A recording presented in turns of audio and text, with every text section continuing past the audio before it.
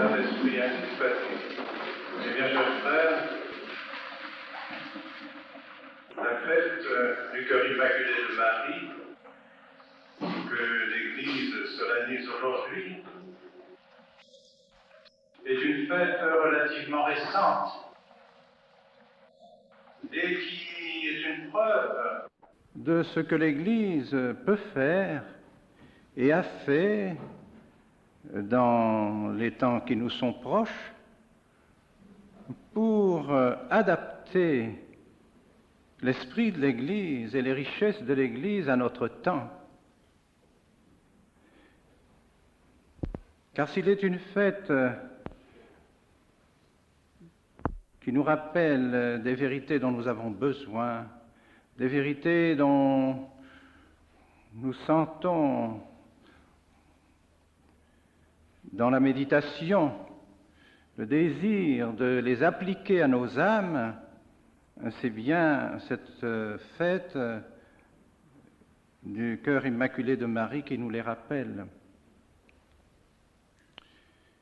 Cette fête, sans doute, a un lien particulier avec les apparitions de Notre-Dame de Fatima, et c'est le pape Pie XII qui a voulu que l'octave de l'Assomption fête désormais le cœur immaculé de Marie. Oh, sans doute, il y avait déjà avant, depuis le XVIIe siècle, l'on avait la dévotion pour les cœurs de Jésus et de Marie, et nous venons de fêter au cours de cette semaine la fête de Saint Jean Eudes, qui a fondé précisément ces congrégations sous le vocable des congrégations des cœurs de Jésus et Marie. Mais si notre Saint-Père le Pape, Pie XII, a voulu honorer d'une manière particulière le cœur immaculé de Marie, c'est que notre temps en avait bien besoin. En effet, nous avons besoin dans ces temps qui sont durs, dans ces temps qui nous privent de ce qu'avaient les chrétiens autrefois, la manifestation de la charité de notre Seigneur, qui était évidente durant les siècles de chrétienté. Partout, on trouvait des maisons religieuses. Dans toute la chrétienté se multipliaient les monastères, les couvents, les hôtels-dieux, que sais-je, combien et combien de maisons religieuses peuplaient nos villages, nos campagnes, nos villes, de telle sorte que nous avions cette impression, je pense, que les personnes qui ont vécu ces temps avaient l'impression d'être de baigner en quelque sorte dans l'amour de notre Seigneur Jésus-Christ, parce que son amour se manifestait, je pourrais dire, à tous les coins de nos rues.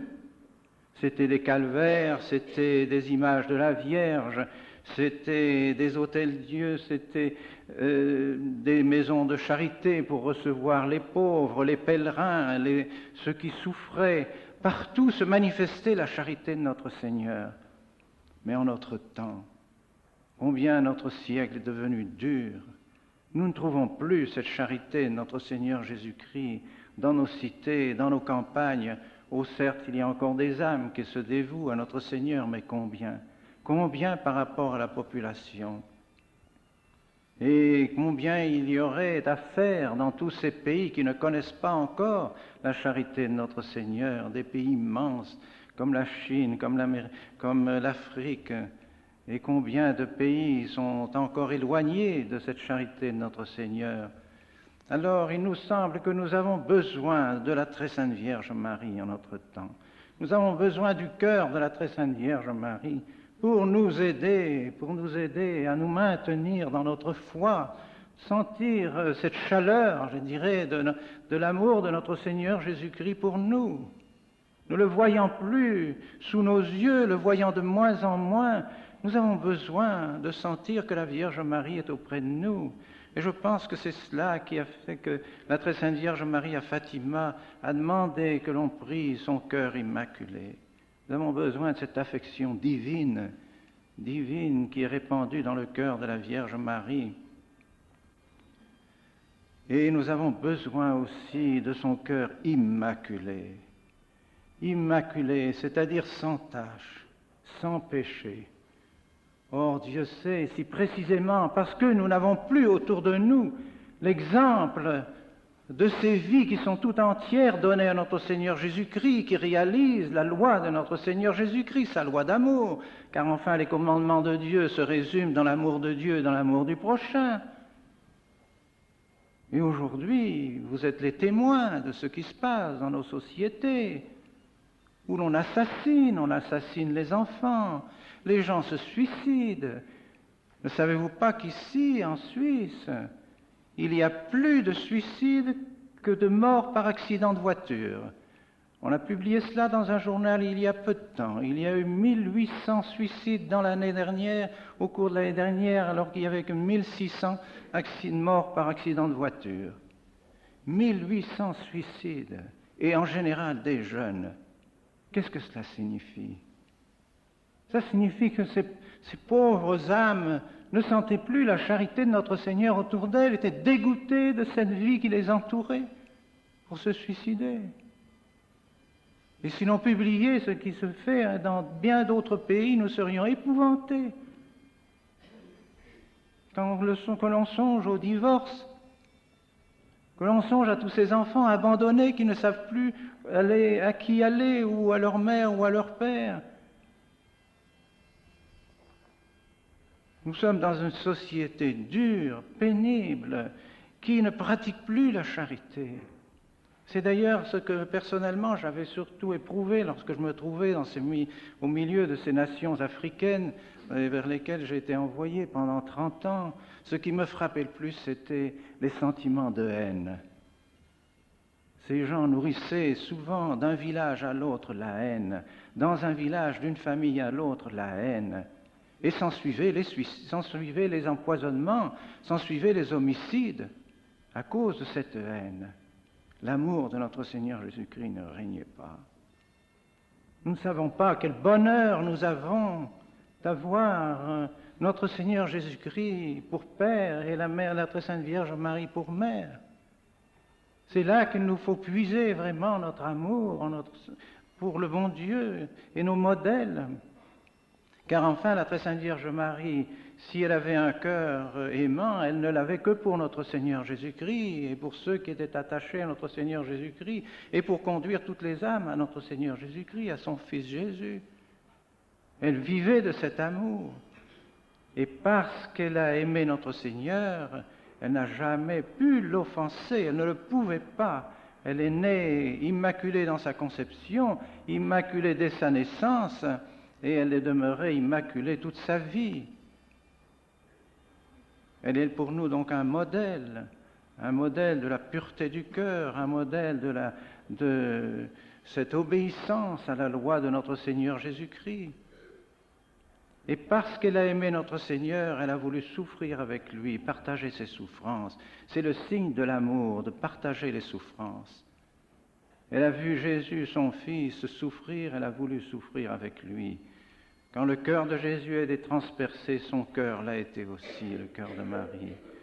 Ces deux cœurs transpercés n'ont vécu à l'unisson pour la gloire du bon Dieu, pour le règne de Dieu, pour le règne de notre Seigneur Jésus-Christ. Ils n'ont battu que pour cela. Et c'est pourquoi nous aussi, nous devons être prêts à souffrir pour le règne de notre Seigneur Jésus-Christ.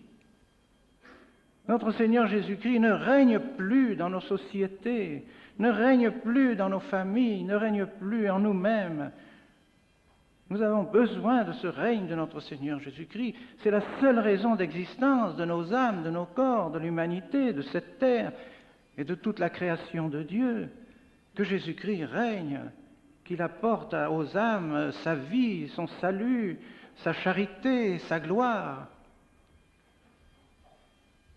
Et c'est parce que, précisément, nous avons conscience que dans ce qui s'est passé depuis 15 ans dans la Sainte Église, une véritable révolution s'est opérée, qui s'attaque à la royauté de notre Seigneur Jésus-Christ, qui veut détruire le règne de notre Seigneur Jésus-Christ. C'est clair, c'est net.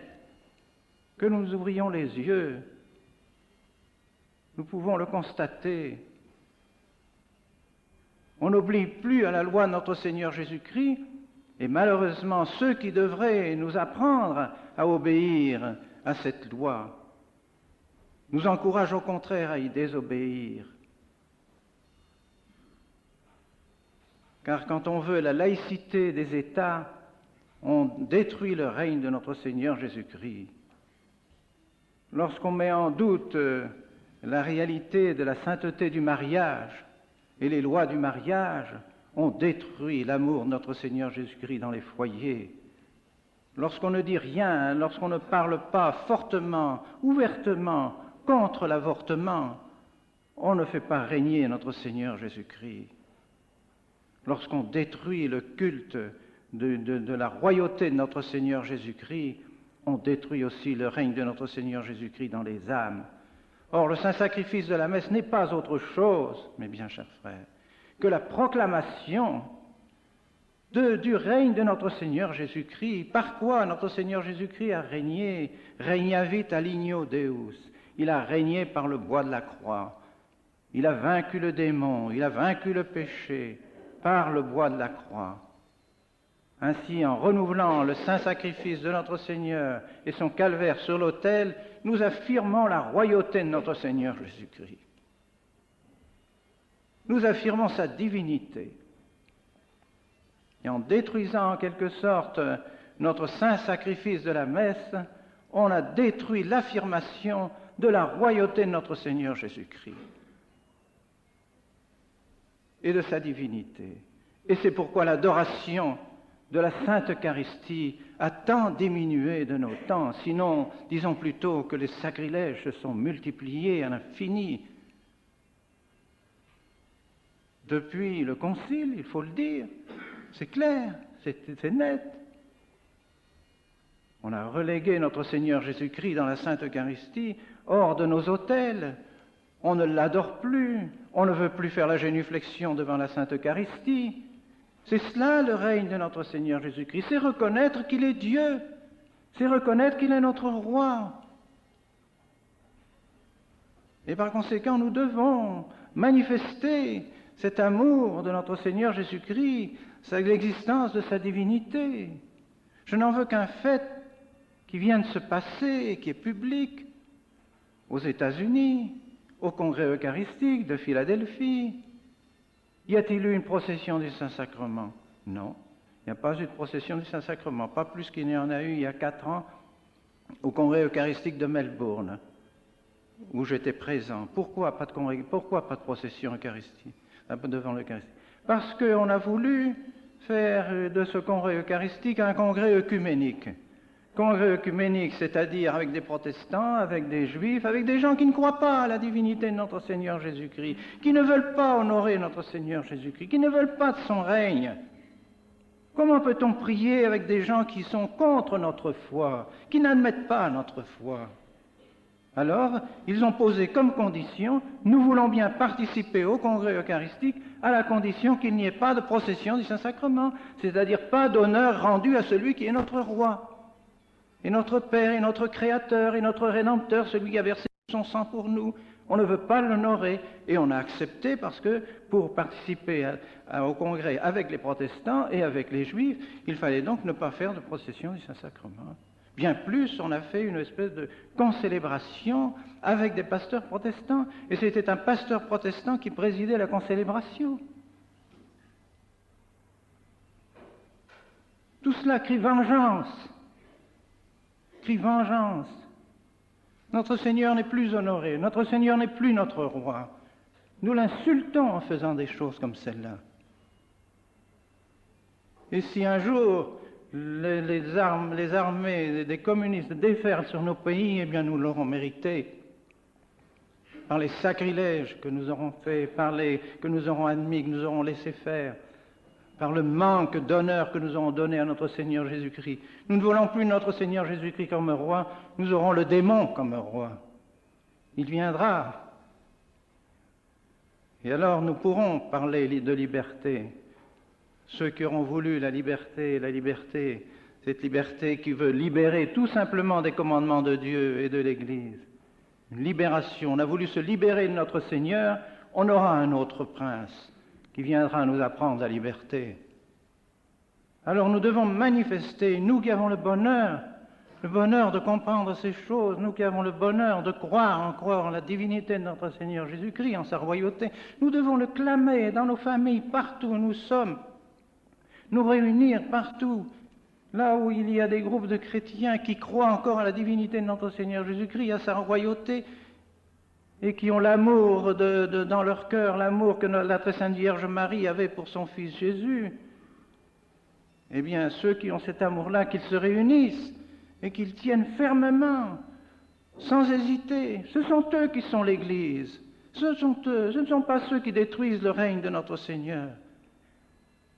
Car il faut le dire ouvertement, comme l'a dit d'ailleurs le cardinal Suenens, ce n'est pas moi qui ai inventé ce terme. Le concile a été 89 dans l'Église. Oui, je crois en effet que ça a été 89 dans l'Église. Lui, il s'en réjouissait. Nous le déplorons. Nous le déplorons. Car 89 dans l'Église, c'est-à-dire le règne de la déesse raison, adoré par nos prédécesseurs de 89, nos ancêtres de 89, qui ont adoré la déesse raison, qui ont mené à l'échafaud toutes les religieux et les religieuses, qui ont détruit nos cathédrales, qui ont violé tous nos temples. Bien, est-ce que cette révolution à laquelle nous assistons n'est pas pire que celle de 89? Si nous faisons le bilan de ce qui s'est passé depuis le Concile, dans nos églises, dans nos foyers, dans nos écoles, dans nos universités, dans nos séminaires, dans nos congrégations religieuses, le résultat est pire que ce qui s'est passé en 89. Car en 89, au moins, les religieux et les religieuses montaient à l'échafaud, donnaient leur sang pour notre Seigneur Jésus-Christ. Et je pense que vous êtes prêts à le donner, votre sang, pour notre Seigneur Jésus-Christ. Mais aujourd'hui, non. Quelle honte de voir ces prêtres qui ont abandonné leur sacerdoce et qui, tous les mois encore, combien de prêtres vont porter leur demande d'abandonner le serment qu'ils ont fait de servir notre Seigneur Jésus-Christ à Rome pour se marier. Et au bout de 3 semaines, ils ont la permission de se marier. Est-ce que ce n'est pas pire? Est-ce qu'il ne vaudrait mieux pas qu'ils montent sur l'échafaud, ces prêtres, pour affirmer leur foi en notre Seigneur Jésus-Christ, au lieu de l'abandonner? Ce qui s'est passé depuis le Concile est pire que ce qui s'est passé depuis à la Révolution. Il vaut mieux avoir des ennemis déclarés, qui déclarent la guerre à l'Église, qui déclarent la guerre à notre Seigneur, mais que ceux qui devraient honorer notre Seigneur Jésus-Christ, qui devraient l'adorer, qui devraient manifester leur foi envers notre Seigneur Jésus-Christ, que cela nous apprenne à faire des sacrilèges, à abandonner notre Seigneur, à le vilipender en quelque sorte, eh bien ça, nous ne pouvons pas l'accepter. Et c'est nous qui sommes l'Église catholique. Ce sont ceux-là qui se séparent de l'Église catholique. Ce n'est pas nous qui faisons schisme. Nous voulons ce règne de notre Seigneur. Qu'on nous le proclame, nous sommes prêts à suivre. Que nos pasteurs le disent partout. Nous ne voulons qu'un Dieu, notre Seigneur Jésus-Christ. Nous n'avons qu'un roi, notre Seigneur Jésus-Christ. Alors nous les suivrons. Mais qu'on ne fasse pas disparaître, par exemple, les croix de nos autels. Qu'on ne fasse pas disparaître les croix de nos temples. C'est cela que nous devons maintenir. Nous devons être fermes sur ces points. Et c'est pourquoi on me dit désobéissant, on me dit bientôt schismatique. Mais pas du tout, je ne suis ni désobéissant ni schismatique parce que j'obéis à l'Église, à notre Seigneur Jésus-Christ. Vous désobéissez au pape. Eh bien, je désobéis au pape dans la mesure où le pape s'identifierait avec la révolution qui s'est faite au cours du Concile et après le Concile. Parce que cette révolution est la révolution de 89. Et moi, je ne peux pas obéir à la révolution de 89 à l'intérieur de l'Église. Je ne peux pas obéir à la déesse raison. Je ne veux pas m'incliner devant la déesse raison. Et c'est ce qu'on voudrait qu'on nous fasse. On voudrait qu'on supprime ce séminaire pour que tous nous allions adorer la déesse raison. L'homme, le culte de l'homme. Nous adorer l'homme, eh bien ça, non, jamais. Nous n'accepterons pas cela. Nous voulons être obéissants à Dieu, soumis à notre Seigneur Jésus-Christ. Nous serons soumis dans toute la mesure où ceux qui doivent nous donner notre foi seront soumis à la foi aussi. Ils n'ont pas le droit de brader la foi. La foi ne leur appartient pas. La foi n'appartient pas au pape. Elle appartient à l'Église, elle appartient à Dieu, elle appartient à notre Seigneur Jésus-Christ. Et le pape et les évêques sont là pour transmettre la foi. Dans la mesure où ils la transmettent, nous nous mettons à genoux, nous obéissons et nous sommes prêts à obéir immédiatement. Dans la mesure où ils la détruisent, notre foi, nous n'obéissons plus. Nous ne pouvons pas nous permettre de détruire notre foi. Nous avons la foi accrochée au cœur jusqu'à la mort. Voilà ce que nous devons dire, ce que nous devons proclamer. Alors nous ne sommes pas des désobéissants, nous sommes des gens qui obéissent à notre Seigneur Jésus-Christ. C'est ce que l'Église a toujours demandé à ses fidèles. Et quand on nous dit « vous jugez le pape, vous jugez les évêques », ce n'est pas nous qui jugeons les évêques. C'est notre foi, c'est la tradition, c'est notre petit catéchisme de toujours. Un enfant de 5 ans peut en montrer à son évêque. Si un évêque vient dire à un enfant « ce qu'on vous dit sur la Sainte Trinité, qu'il y a 3 personnes dans la Sainte Trinité, c'est pas vrai ». Il prend son catéchisme, dit « mon catéchisme enseigne qu'il y a 3 personnes dans la Sainte Trinité, c'est vous qui avez tort, c'est moi qui ai raison ». Il a raison, cet enfant. Il a raison. Parce qu'il a toute la tradition avec lui, parce qu'il a toute la foi avec lui. C'est cela que nous faisons, nous ne sommes pas autre chose. Nous disons la foi, la tradition vous condamne. La tradition condamne ce que vous faites actuellement. Alors nous sommes avec 2000 ans d'église, et non pas avec 12 ans d'une nouvelle église, une église conciliaire, comme on nous l'a dit, comme Monseigneur Benelli nous a demandé de nous soumettre à l'église conciliaire. Je ne connais pas cette église conciliaire, je connais que l'église catholique. Alors nous devons nous maintenir fermes sur nos positions. Pour notre foi, nous devons tout accepter, toutes les avanies, que l'on nous méprise, que l'on nous excommunie, que l'on nous frappe, que l'on nous persécute. Peut-être demain, les pouvoirs civils nous persécuteront. Ce n'est pas exclu. Pourquoi? Parce que ceux qui détruisent l'Église maintenant font l'œuvre de la franc-maçonnerie. Et c'est la franc-maçonnerie qui commande partout.